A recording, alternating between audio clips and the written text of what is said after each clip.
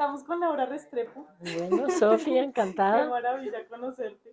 Laura Restrepo es una escritora colombiana nacida el 19 de agosto de 1950 en Bogotá, con una prolífica carrera literaria que comenzó a los 9 años cuando escribió su primer cuento. Ha presentado novelas, cuentos, ensayos que exploran temas como la violencia, la política y la identidad, ofreciendo una perspectiva única sobre la compleja realidad de Colombia. A lo largo de su carrera ha recibido numerosos premios y reconocimientos como el Premio Alfaguara por Delirio, consolidándose como una de las voces más influyentes de la literatura contemporánea en América Latina. En esta reedición de Hot Sur conoceremos a María Paz, que es una joven latina que, como tantas otras, ha llegado a Estados Unidos persiguiendo la utopía, pero el sueño americano se convierte en pesadilla cuando es acusada del asesinato de su marido, un policía blanco, y condenada a prisión. Para comenzar esta conversación, quise compartir con ella uno de mis poemas favoritos sobre migración, Inmigrantes, de Miguel Gane. Migrantes. Ujú. Y dice, soy la palabra, ellos en la mayor parte de América, de la traición de Jericho Brown. No vine a tu país para quitarte la comida, sino para saciar mi hambre. No vine para robarte tu casa, sino para tener la posibilidad de construir la mía. No estoy aquí para dejarte sin trabajo, sino para pelear por encontrar uno. No quiero dejarte sin tus sueños, sino poder despertar en una cama y que salir de ella no sea una pesadilla. No soy tu invasor porque no he venido a acaparar nada de lo que tú tienes, sino a compartir lo poco que yo puedo darte. No quiero dejarte sin tu tierra, sino encontrar mi hueco para plantar una semilla. Quiero decir que vine porque no tenía dónde caerme muerto, pero estaba lleno de muchísimas ganas de volar. Me fui para salir adelante, vine en busca de pan para mis hijos, vine porque en el lodo hacía demasiado frío. Llegué a tu país con la esperanza en las manos y crucé un mar, un continente, un océano. Vine dispuesto a darte mi tiempo, a darte mi vida a cambio de un futuro. Es grande y sonora la palabra futuro entre tus calles. Buscaba un refugio y he encontrado algo mejor, un hogar. Y ahora vivo en Leganés, en Paterna, en Lorca, en Calpe. Soy tu camarera, tu cuidadora, tu conductor de Uber, tu segurata, tu agricultor, tu albañil. Y ya no soy tu inmigrante, ahora soy también tu país. Ay, muy precioso y ¿Qué tal? poderoso poema, muy lindo. La verdad que recoge toda la experiencia del migrante de una manera bellísima. Y un llamado también a la solidaridad, a la acogida, a la mentalidad de acogida. ¿Sabes qué me hizo pensar? En un libro de William Saroyan. Sabes que William Saroyan pertenecía a una familia de inmigrantes armenios en los Estados Unidos. Tiene una novela muy bella que se llama La comedia humana. Y entonces hay un diálogo entre una mamá y el hijo. El hijo le dice, mamá, golpean a la puerta. Y entonces la madre le dice desde la cocina, abre y dile que entre, sea quien sea. El espíritu del migrante que llega no a quitarle nada a nadie, a buscar su propia vida. El rincón imposible donde la vida sea posible. ¿Tú en qué momento crees que migrar es una solución? Por un lado, yo creo que esta ha sido desde tiempos inmemoriales una humanidad en el camino. Es decir, donde en Etiopía cuando llegué a Addis Abeba, después de haber estado con las multitudes migrantes por ese desierto del Yemen, y me encontré con Lucy en el Museo de Addis Abeba. Lucy Anthropopithecus alfarensis, la primera hembra humana del planeta. Y están sus huesitos, ¿cierto? Una chiquitica así, una mujeruca así chiquitica. Y ella fue la primera que sirvió sobre sus dos piernas o patas y mira hacia adelante. Y yo creo que ella tiene el sueño de que más adelante la vida puede ser mejor, ¿cierto? Voltea el horizonte y echa a andar hacia allá. Por otro lado de la historia es claro ya la crisis climática, el calentamiento global, la sequía, la falta de alimentos. Yo creo que la migración viene en unas magnitudes que no conocemos todavía. De países inverosímiles, está Grecia en llamas, después inundada, cantidad de gente que se está quedando sin casa, no hablemos ya de América Latina y del África, ni de Pakistán, hablemos ya también del desastre que va a pasar en el primer mundo. Así, una humanidad en el camino. ¿Va a haber lugares donde llegar? Seguramente no. Ese lugar donde, de acogida. Fíjate que estuve en Cúcuta hace 2 días, me llevaron al otro lado de la frontera, me llevaron a visitar albergues, refugios temporales, un comedor donde repartían 2000 almuerzos diarios.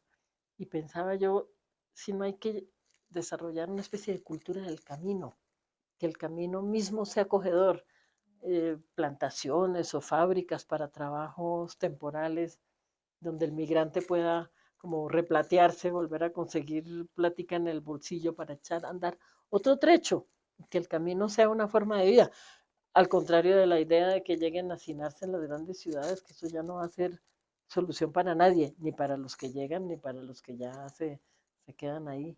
Entonces, viendo la experiencia de Cúcuta, la cantidad de voluntarios que hay allá, gente joven, muchachos, muchachas, colombianos, también de otras partes, en el papel de acoger al migrante, aunque sea por unos días, para que puedan seguir adelante. Pensaba yo, el gobierno debía fundar un ministerio de caminos para ser amable en la medida de lo posible el camino, una cultura del camino.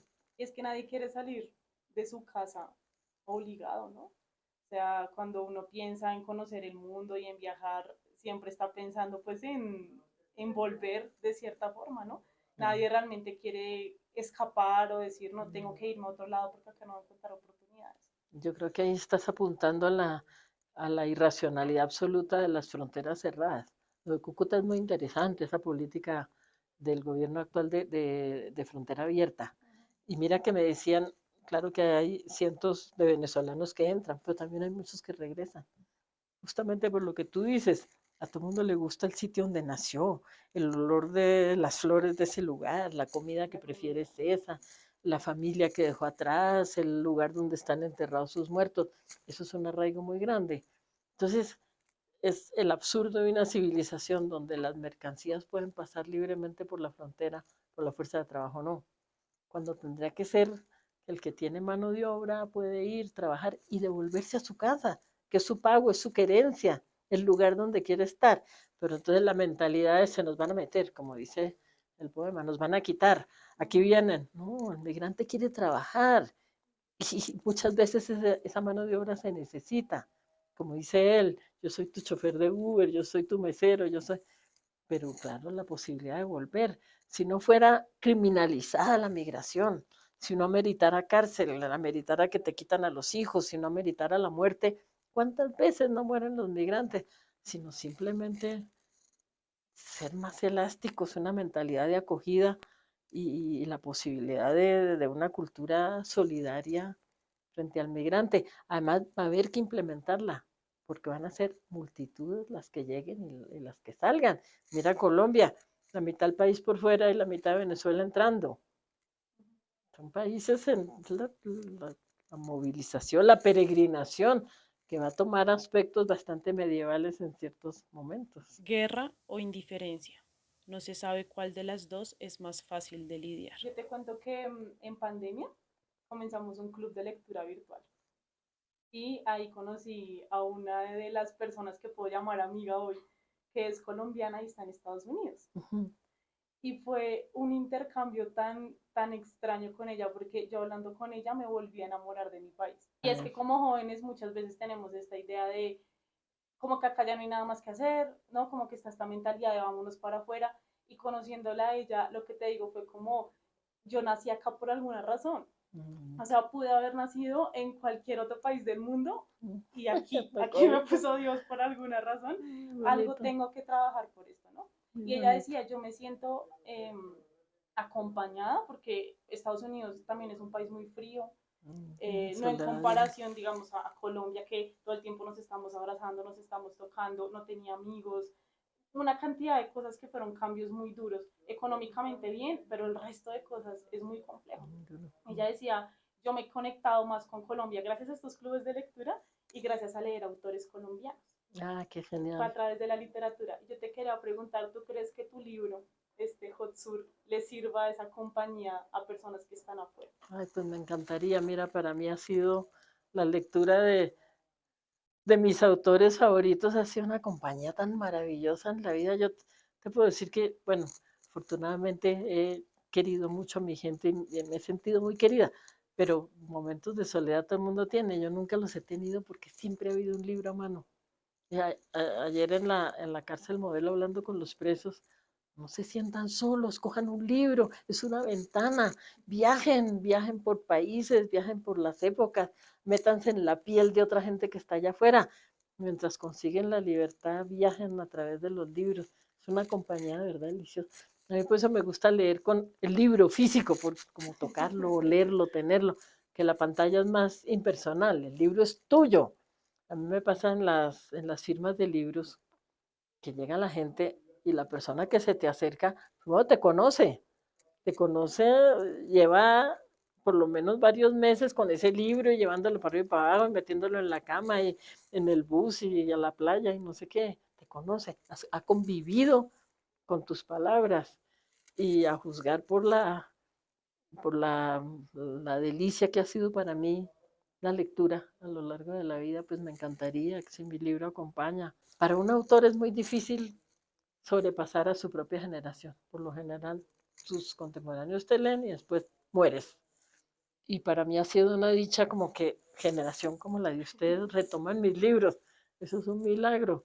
Y muchas que se me acercan, muchachas y muchachos que me dicen, somos de la generación de Delirio. Ay, no puede ser, que el libro fue significativo, que les dijo algo del sitio donde vivimos, que fue de alguna manera un hito de identificación. Se lo atribuyo mucho a mi hijo, porque mi hijo pues es de la generación de ustedes y mi hijo ha sido siempre, estudió también literatura, también el autor y me azota mucho. Y cada vez que se te entera me dice, quita eso tan setentero.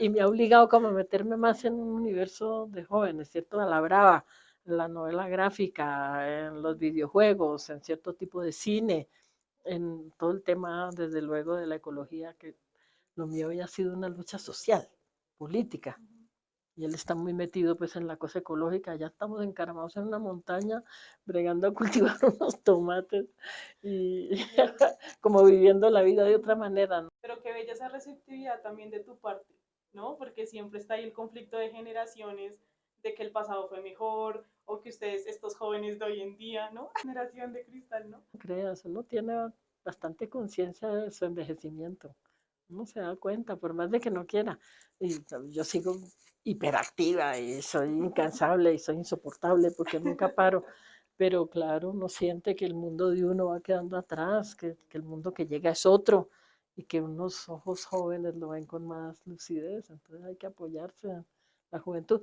Además te voy a decir una cosa y no es por echarles cepillo, pero en particular en la juventud colombiana yo veo una lucidez que me aterra. Ayer hablando con los presos, una lucidez de un agudo como inteligencia de sobrevivientes, tremenda, viviendo en otros sitios, no sé si a ti te pasa con, cuando tu amiga te permite comparar eh, los niveles críticos, la búsqueda, la ansiedad, la capacidad de tener la inteligencia como una herramienta de manejarse en la vida. Es muy, la juventud colombiana es cosa seria. Tal vez por eso estamos tan muertos y al mismo tiempo tan vivos, porque cada anochecer nos aniquila y nos redime el alba. Volviendo a Hot Sur y al tema principal de la migración, es un tema que, como tú dices, pues ha abarcado a la humanidad misma y por lo tanto en la literatura también, ¿no? La literatura se vuelve ese refugio de todos esos pensamientos que tenemos acerca de muchos temas. ¿Hay algo en Hot Sur que tú intencionalmente quisiste hacer diferente en el tratamiento del tema de la migración? Pues mira, más bien recuperar en la modesta medida de mis capacidades, porque es que la migración a través de los noticieros y de los medios masivos se vuelve primero un drama humanitario, que desde luego lo es, pero no solo, es una gran aventura también. Se vuelve una cuestión de números y como de horda. Em, Cuando la gran épica occidental son historias de migrantes. Es que piensa quién es Eneas en la Eneida. Es el hombre que sale de una Troya destruida por la guerra, se echa a cuestas a su padre enfermo, lleva de la mano a su niño y atraviesa todas las dificultades del camino para llegar a fundar Roma. O sea, el papel fundacional de la migración, las grandes historias que en Estados Unidos fueron constitutivas de los italianos y los irlandeses que llegaban allá a pelear la vida, pero también a llevar todo el alimento de una cultura distinta. Pero todo, Ulises, ¿quién es Ulises? El que va de isla en isla tratando de regresar al hogar, el eterno viajero, el aventurero. Entonces, ¿cómo recuperar? A mí me gustaba que en la discreta medida, no estamos hablando de héroes griegos, estamos hablando de colombianitos como nosotras, pero me gustaba que María Paz y Violeta y estuvieran pasando por mil dificultades, pero también fueran las protagonistas de una tremenda aventura. Valor que se requiere, eh, eso, la inteligencia, ese carácter recursivo y muchas veces muy gamín, porque ¿para qué le vamos a decir? Pero la inteligencia colombiana tiene su gaminería. Claro. La venganza no es reflexiva ni flexible, es implacable y ciega. No tiene nada que ver con la justicia. Quien crea que está haciendo justicia mediante la venganza simplemente se miente a sí mismo. Se trata de algo mucho más primitivo, más bestial. A mí me encanta conocer también como esta parte lectora de los escritores, porque claramente son unos muy buenos lectores. Tienes como muy claros esos escritores o escritoras que marcaron tu vida y que de cierta manera impulsaron a que tú fueras escritora también. Pues mira que precisamente con lo que estábamos hablando, yo recuerdo como con fascinación de muy chiquita un libro ilustrado de la Ilíada y de la Odisea. Y estaban esos héroes griegos, esas peleas, y Héctor me parecía a mí un personaje prodigioso, y París me dolía mucho porque había llevado a la destrucción de su ciudad. Aquiles, hay que reconocer que Brad Pitt no lo hizo mal, pero le falta un poquito. Hacía muy bien con el espadín ese, pero claro, Aquiles, la ira de Aquiles era una cosa tremendamente perturbadora. Ese personaje cercano a los dioses, pero también movido por la ira y por la retaliación. La Helena de Troya, que por cuenta de ella se ocasiona esa guerra. Yo creo que me marcó mucho, como en lo que es el espíritu de la aventura. Después ya en la facultad que estudié filosofía, pues tenía clases de latín y griego. Espíritu aventurero tiene Laura Restrepo, Sí, bastante. mucho. Imagínate, por ejemplo, en la adolescencia toda la leyenda artúrica me Ajá. fascinaba, toda la leyenda de los caballeros de la mesa redonda. Me encantan esas historias de solidaridad, como de clan, de gente que reta el destino, de que sale adelante, unos más débiles, otros más poderosos. Me gusta pensar que los colombianos y los latinoamericanos encarnamos ese tipo de personas. Yo soy mala para la depresión y soy mala para la tristeza. Cuando me dicen, no, es que tus historias son durísimas. Sí, durísimas, pero la gente se las arregla y Así es. sale adelante. Así somos los colombianos Así y los somos. latinoamericanos. ¿Qué nos podemos esperar de Hot Sur? Claramente es un libro que se publicó hace bastante, pero como tú dices, gracias a esta reedición, pues las nuevas generaciones y también los que se quieran releer se van a volver a acercar a esta novela, ya sea por segunda, tercera vez o por primera vez. Para esos lectores que se van a acercar por primera vez, ¿qué nos podemos esperar? Mira, yo creo que ese libro no tuvo su momento cuando salió publicado.